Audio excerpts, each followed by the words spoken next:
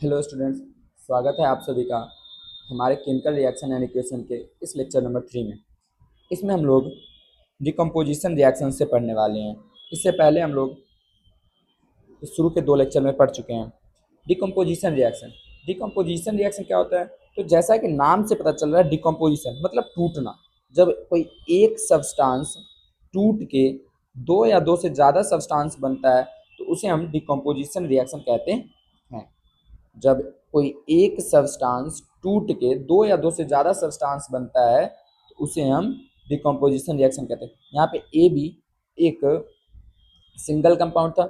जब हम ये तोड़े तो ये दो ए और बी दो डिफरेंट एलिमेंट्स या दो डिफरेंट कंपाउंड्स बन गए हैं, तो इसे हम डिकम्पोजिशन रिएक्शन कहते हैं। अब इसको डेफिनेशन देखें तो a reaction in which a single complex substance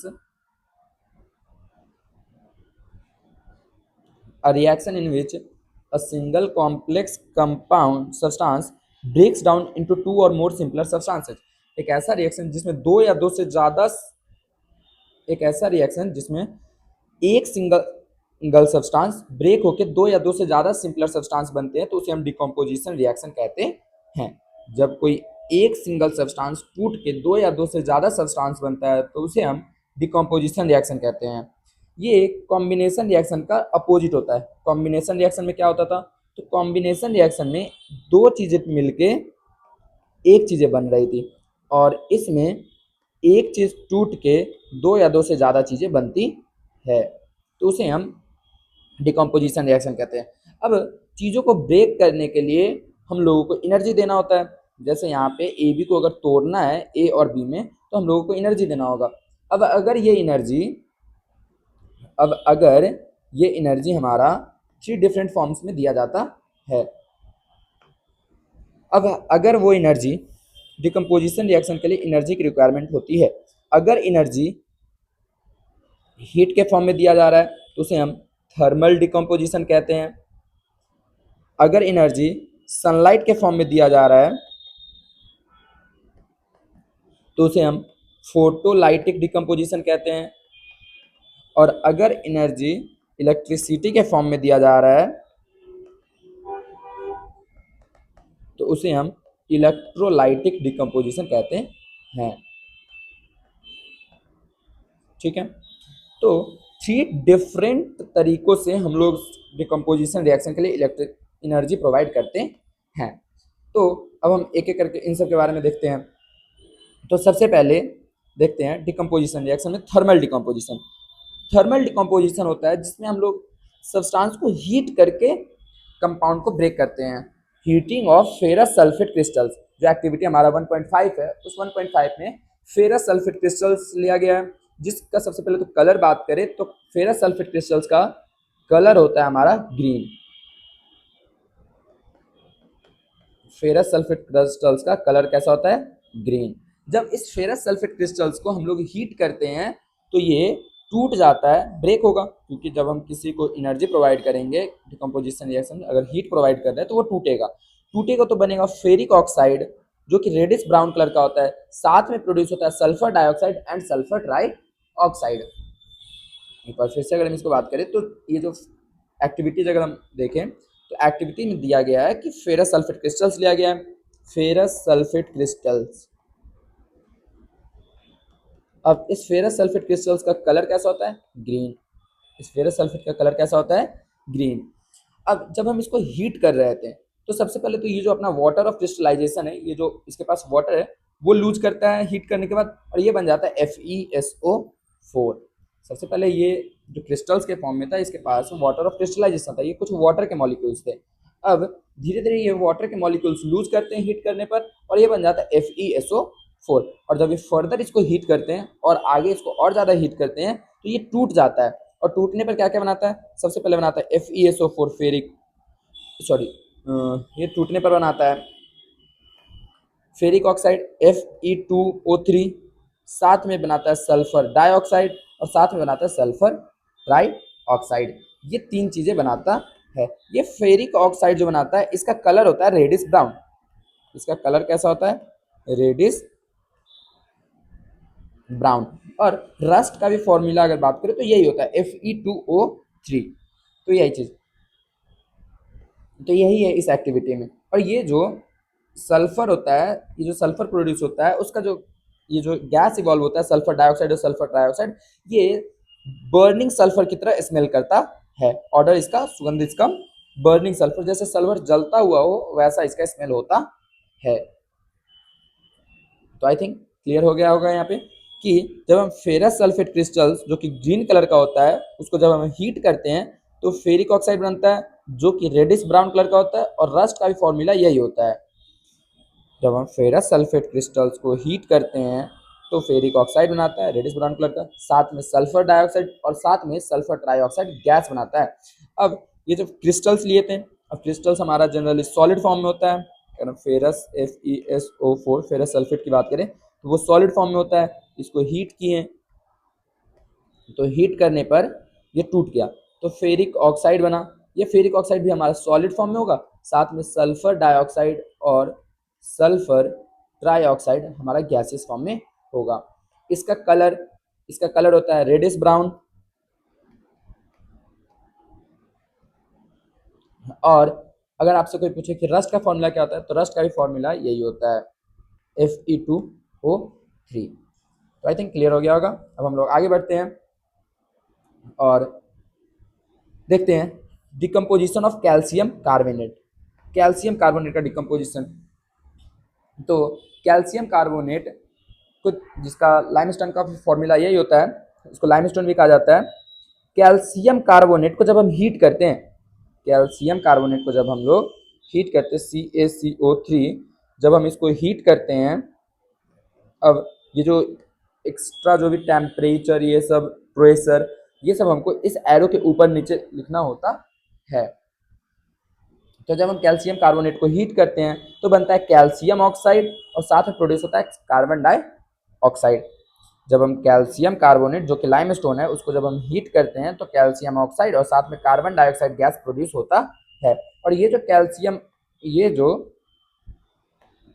calcium oxide जो प्रोड्यूस होता है क्विकलाइम, इस क्विकलाइम का इस्तेमाल manufacture of cement, cement manufacture करने में किया जाता है। ठीक है, तो यहाँ तक में कोई डाउट नहीं होगा। अगला है एक्टिविटी 1.6। एक्टिविटी 1.6 में लीड नाइट्रेट लिया गया है। एक्टिविटी 1.6 में लीड नाइट्रेट लिया गया है। अब लीड नाइट्रेट को हीट किया गया है। ठीक है, लीड नाइट्रेट लिया गया, लीड नाइट्रेट को हीट किया गया।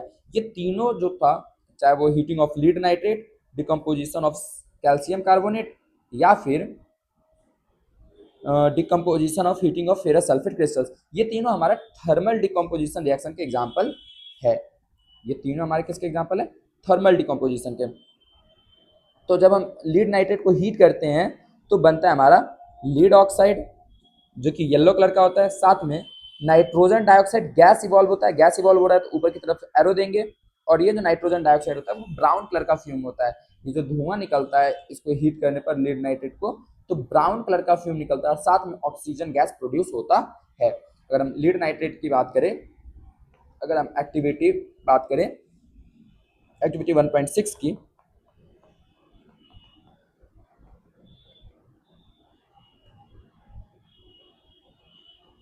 एक्टिविटी 1.6 के, तो एक्टिविटी 1.6 में समझाया गया है कि सबसे पहले हम लोग लीड नाइट्रेट लिए हैं। और लीड नाइट्रेट जो लिए हैं, टेक, जब आप एक्टिविटी पढ़िएगा तो उसमें दिया हुआ है take about 2 gram lead nitrate powder in a boiling tube. एक बॉइलिंग ट्यूब में 2 ग्राम लीड नाइट्रेट का पाउडर लेना है, लीड नाइट्रेट। और ये अगर पाउडर के फॉर्म में, तो पाउडर तो हमारा हमेशा सॉलिड होता है, तो लीड नाइट्रेट पाउडर लिया, उसको बॉइलिंग ट्यूब में हमको हीट करना है। उसको क्या करना है? बॉइलिंग ट्यूब में हीट करना है। जब हम उसको हीट कर रहे थे तो वो टूटेगा, अगर हम इसको हीट करेंगे तो ये टूटेगा और बनेगा लीड, और ये बनेगा हमारा लीड ऑक्साइड, साथ में नाइट्रोजन डाइऑक्साइड और साथ में ऑक्सीजन गैस प्रोड्यूस होगा। जब हम लीड नाइट्रेट को हीट किए हैं तो लीड ऑक्साइड साथ में नाइट्रोजन डाइऑक्साइड साथ में ऑक्सीजन गैस प्रोड्यूस हुआ है। ये जो था ये हमारा येलो कलर का था, ये हमारा ब्राउन फ्यूम्स था, मतलब ये ब्राउन कलर का धुआं निकला है। और ये ऑक्सीजन गैसेस फॉर्म में था। ये भी हमारा धुआं निकला, ये भी गैसेस फॉर्म में, और ये जो लीड ऑक्साइड तो वो हमारा सॉलिड फॉर्म में होगा। तो ये था हमारा एक्टिविटी 1.6। तो आई थिंक क्लियर हो गया कि को जब हम लीड नाइट्रेट को हीट किए हैं तो लीड ऑक्साइड साथ में नाइट्रोजन डाइऑक्साइड और साथ में ऑक्सीजन गैस प्रोड्यूस हुआ है। तो वही चीज़ यहाँ पे दिया गया है कि जब हम लीड नाइट्रेट को हीट किए हैं तो लीड ऑक्साइड साथ में नाइट्रोजन डाइऑक्साइड और ब्राउन, जो कि ब्राउन कलर का फिल्म था, और साथ में ऑक्सीजन गैस प्रोड्यूस हुआ है। अब हम लोग बात करते हैं इलेक्ट्रोलाइटिक डिकम्पोजिशन। इलेक्ट्रोलाइटिक डिकम्पोजिशन क्या होता है? तो इलेक्ट्रोलाइटिक डिकम्पोजिशन, जब हम डिकम्पोजिशन रिएक्शन के लिए, मतलब चीज़ों को ब्रेक करने के लिए, कंपाउंड को ब्रेक करने के लिए एनर्जी इलेक्ट्रिसिटी के फॉर्म में देते हैं। When energy is supplied in the form of electricity, जब एनर्जी जो दिया जा रहा है अगर वो इलेक्ट्रिसिटी के फॉर्म में दिया जा रहा है तो उसे हम इलेक्ट्रोलाइटिक डिकम्पोजिशन कहते हैं। इलेक्ट्रोलाइटिक डिकम्पोजिशन, ठीक है। जब हम एनर्जी इलेक्ट्रिसिटी के फॉर्म में देते हैं तो उसे हम इलेक्ट्रोलाइटिक डिकम्पोजिशन कहते हैं। अब इस इलेक्ट्रोलाइटिक डिकम्पोजिशन को समझने के लिए एक एक्टिविटी दिया हुआ है, उस एक्टिविटी को समझते हैं। Activity number 1.7। आप एनसीईआरटी लेके बैठिएगा ताकि आपको समझ में आ जाए कि एक्टिविटी में दिया क्या हुआ है। सबसे पहले लिया क्या गया, एक मग लिया गया है। एक मग लिया गया है, उसके नीचे 2 होल करके और उसमें 2 इलेक्ट्रोड को फिट किया गया है और नीचे रबर स्टॉपर से उसको लॉक कर दिया गया है ताकि जो इसमें बाद में हम जो पानी भरेंगे वो पानी इससे बाहर ना निकले, और उसको एक 6 वोल्ट बैटरी से कनेक्ट कर दिया गया है। ये कुछ बात थी जो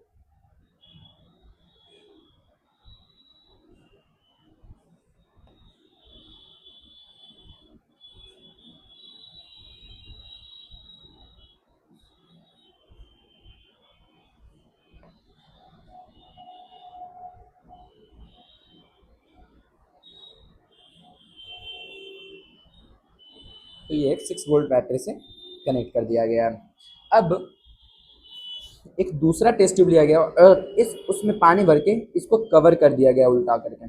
एक दूसरा टेस्ट ट्यूब लिए उसमें पानी भर के इसको हम कवर कर दिए, ठीक है। और इसको पूरा हम पानी से भर दिए हैं, इस पूरे में हम पानी से भर दिए हैं।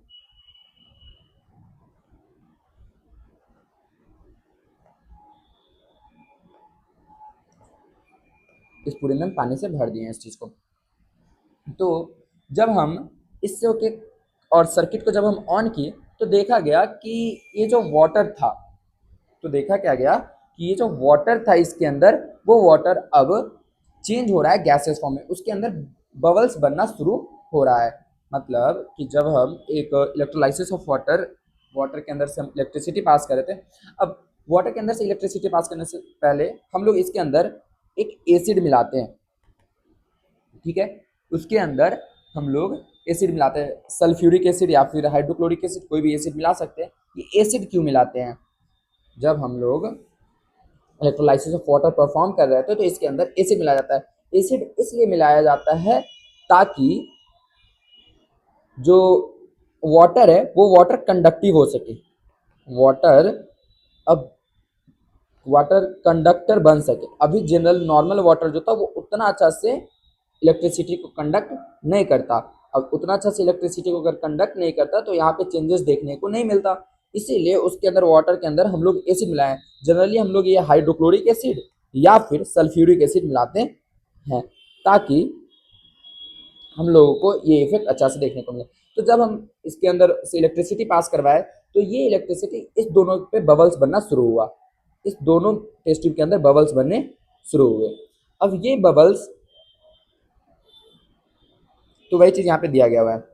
जब हम इलेक्ट्रोलाइसिस ऑफ वाटर कर रहे थे, मतलब वाटर को ब्रेक कर रहे थे, वाटर से इलेक्ट्रिसिटी पास करवा रहे थे, तो अलग अलग गैस वो अलग अलग इलेक्ट्रोड पे, ठीक है, अलग अलग ये जो हाइड्रोजन गैस है वो कैथोड पे प्रोड्यूस हो रहा था और ये ऑक्सीजन जो गैस है वो एनोड पे प्रोड्यूस हो रहा था। हाँ, तो ये था हमारा एनोड और ये था हमारा कैथोड। ये कैथोड हमारा, सॉरी आई एम सॉरी,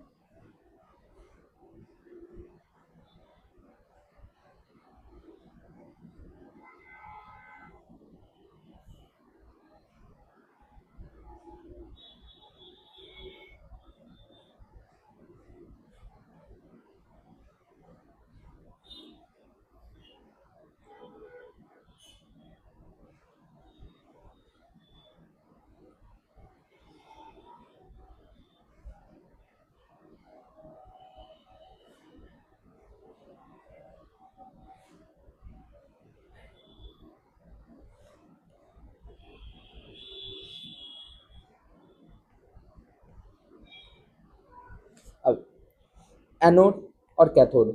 अब ये एनोड जो पॉजिटिव इलेक्ट्रोड था, पॉजिटिव इलेक्ट्रोड पे हम लोगों को ऑक्सीजन देखने को मिला, पॉजिटिव इलेक्ट्रोड पे हम लोगों को ऑक्सीजन देखने को मिला, और इस निगेटिव इलेक्ट्रोड पे हम लोगों को हाइड्रोजन देखने को मिल जाता है। अब हमको कैसे पता चला कि किस इलेक्ट्रोड पे कौन सा गैस है?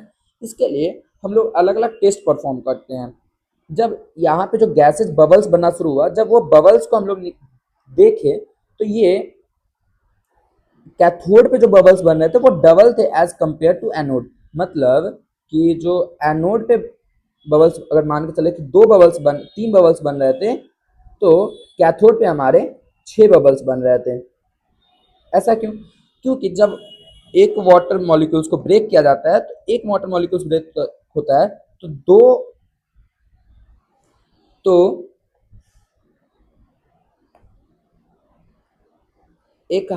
दो हाइड्रोजन के मॉलिक्यूल्स और साथ में एक ऑक्सीजन के मॉलिक्यूल्स, मतलब जब हम वाटर मॉलिक्यूल्स को ब्रेक कर रहे थे तो इसमें 2 हाइड्रोजन के एटम्स होते हैं और एक ऑक्सीजन के एटम होते हैं। तो जब हम इसको ब्रेक करते हैं तो 2 हाइड्रोजन के एटम्स बबल्स बनते हैं और एक ऑक्सीजन के बबल्स बनते हैं। क्योंकि ऑक्सीजन एक था तो उसके एक ही बबल्स बनते हैं, तो इसी कारण से ये डबल बबल्स देखने को मिल जाता है। अब इसी चीज को यहाँ पे लिखा गया है, जब हम यहाँ पे देखेंगे तो सबसे पहले क्या लिया, carbon electrodes are placed in acidified water. Carbon electrodes को हम लोग एसिडिफाइड वाटर के अंदर प्लेस किए हैं। अब एसिडिफाइड वाटर मतलब उसके अंदर हाइड्रोक्लोरिक सल्फ्यूरिक एसिड ऐड किए थे ताकि वाटर को कंडक्टिव बनाया जा सके, वाटर को अच्छे से इलेक्ट्रिसिटी कंडक्ट करे, इसीलिए उसके अंदर सल्फ्यूरिक एसिड मिलाया गया। The volume of gas collected at the negative electrode cathode, जो वॉल्यूम ऑफ गैस जो कलेक्ट हुआ है कैथोड पे, is double the volume collected at the positive electrode anode. इस कैथोड पे जो बबल्स बने हैं वो डबल्स बने as compare to anode. Positive because water consist of 2 parts of hydrogen to 1 part of oxygen.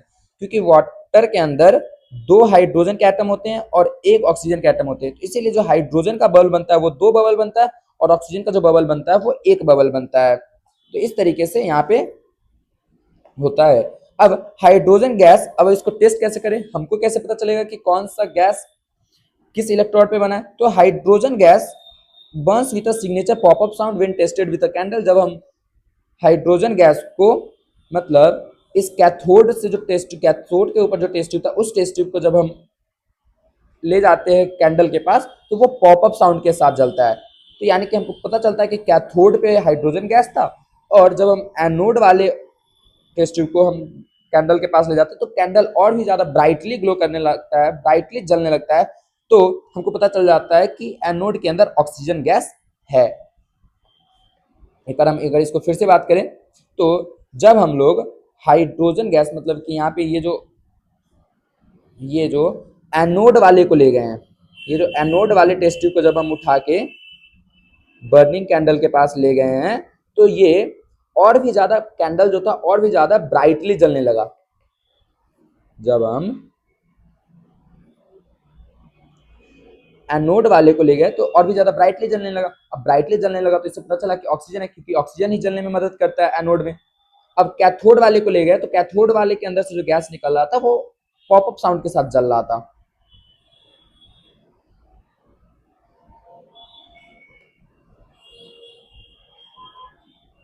Popup sound. अब ये जब पॉपअप साउंड के साथ जल रहा था तो हमको पता चला कि कैथोड पे हमारा हाइड्रोजन गैस है और एनोड पे हमारा ऑक्सीजन गैस है। और कैथोड पे जो अमाउंट ऑफ गैस था वो डबल था एज कंपेयर टू एनोड। क्यों? क्योंकि वाटर के एक मॉलिक्यूल्स के अंदर 2 हाइड्रोजन के एटम होते हैं और 1 ऑक्सीजन के एटम होते हैं।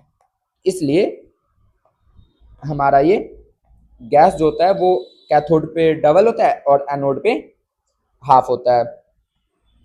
तो आई थिंक समझ में आ गया होगा इलेक्ट्रोलाइसिस ऑफ वाटर। जब हम वाटर से इलेक्ट्रिसिटी पास कर पाते हैं एसिडिफाइड वाटर से, मतलब वाटर के अंदर एसिड मिला हुआ था, तो हाइड्रोजन गैस अलग होता है और ऑक्सीजन गैस टूट जाता है।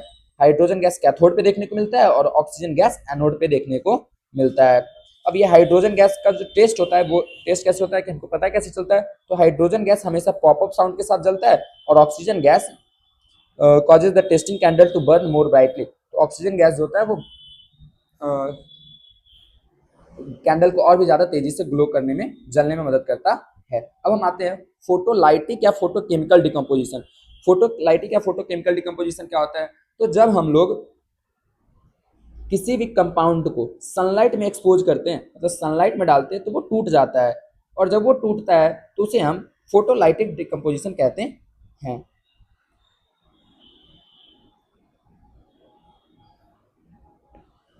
तो जब हम फोटोलाइटिक डिकम्पोजिशन की बात करें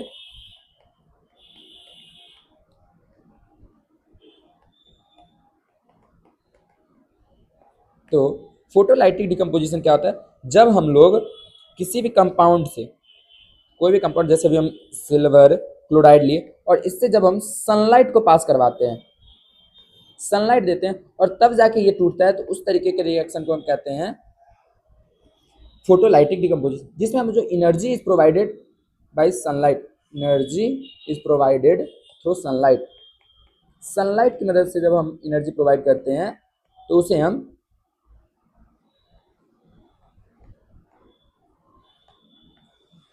energy is provided through sunlight. जब सनलाइट की मदद से हम एनर्जी प्रोवाइड करते हैं तो उसे हम फोटोलाइटिक डिकम्पोजिशन कहते हैं। तो यहाँ पे जब silver decomposition of silver halides, मतलब सिल्वर क्लोराइड या सिल्वर ब्रोमाइड को जब हम हीट सनलाइट देते हैं, सिल्वर क्लोराइड या सिल्वर ब्रोमाइड को जब हम सनलाइट देते हैं, तो सिल्वर क्लोराइड को जब सनलाइट देते हैं तो वो सिल्वर और क्लोरीन में टूट जाता है। सिल्वर क्लोराइड का अपना कलर होता है व्हाइट, और जब हम वो टूटता है सिल्वर तो वो बन जाता है ग्रे कलर का, और साथ में क्लोरीन गैस प्रोड्यूस होता है। सेम चीज होता है सिल्वर ब्रोमाइड के साथ, वो उसका अपना कलर होता है पेल येलो, हल्का सा थोड़ा सा लाइट येलो होता है, और जब हम उससे सनलाइट पास करवाते हैं तो वो सिल्वर जो कि ग्रे कलर का होता है साथ में ब्रोमीन गैस में टूट जाता है। मतलब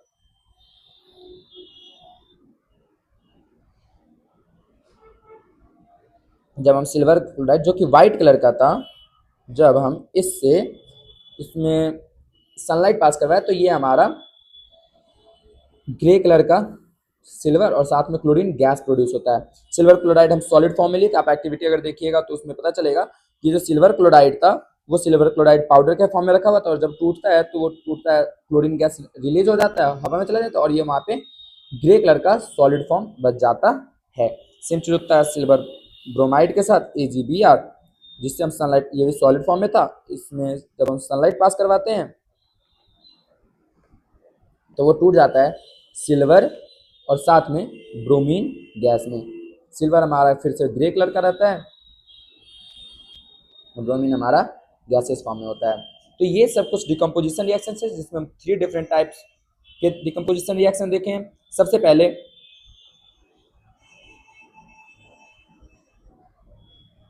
पहले हम लोग वापस से बात कर लेते हैं। तो हम लोग decomposition reaction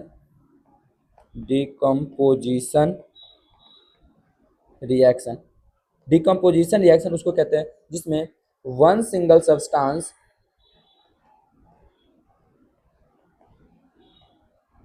breaks into two or more substance, two or more substance, जिसमें एक सिंगल सब्सटेंस दो या दो से ज्यादा सब्सटेंस में टूट जाता है तो उसे हम डिकम्पोजिशन रिएक्शन कहते हैं।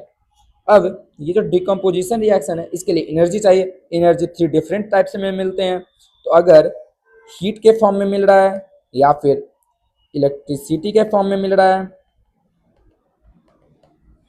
या फिर सनलाइट के फॉर्म में मिल सकता है।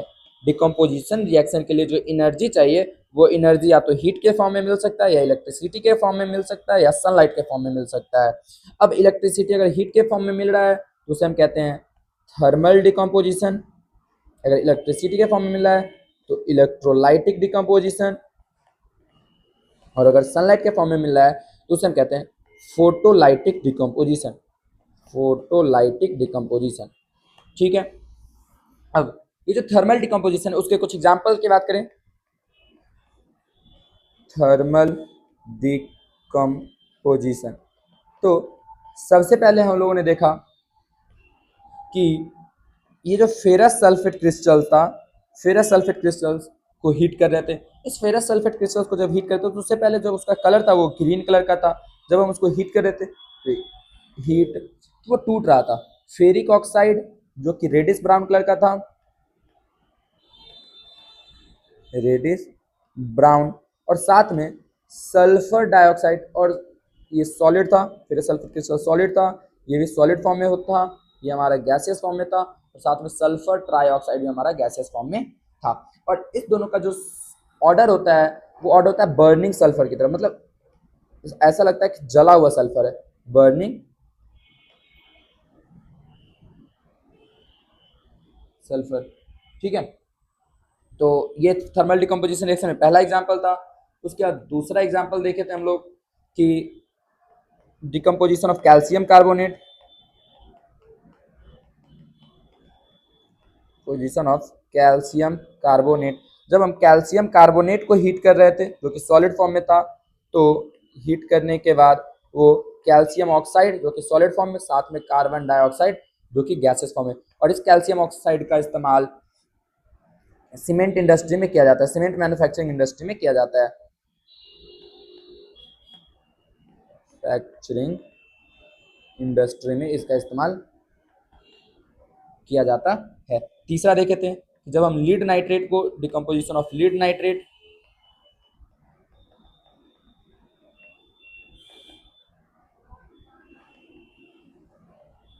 तो लीड नाइट्रेट का पाउडर लिया गया था, तो पाउडर यानी कि सॉलिड फॉर्म में था। जब हम उसको हीट कर रहे थे तो लीड ऑक्साइड, साथ में नाइट्रोजन डाइऑक्साइड, साथ में ऑक्सीजन गैस, ये गैस दोनों गैसेस फॉर्म में था और ये हमारा सॉलिड फॉर्म में था, ठीक है। उसके बाद हम लोग देखें इलेक्ट्रोलाइसिस, इलेक्ट्रोलाइटिक डिकम्पोजिशन। उसके बाद हम लोग देखे हैं इलेक्ट्रोलाइटिक डिकम्पोजिशन, इलेक्ट्रोलाइटिक डिकम्पोजिशन।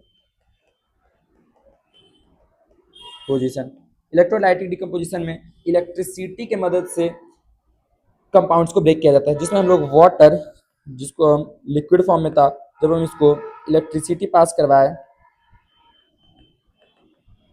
तो ये टूट जाता है हाइड्रोजन गैस और साथ में ऑक्सीजन गैस में, ठीक है।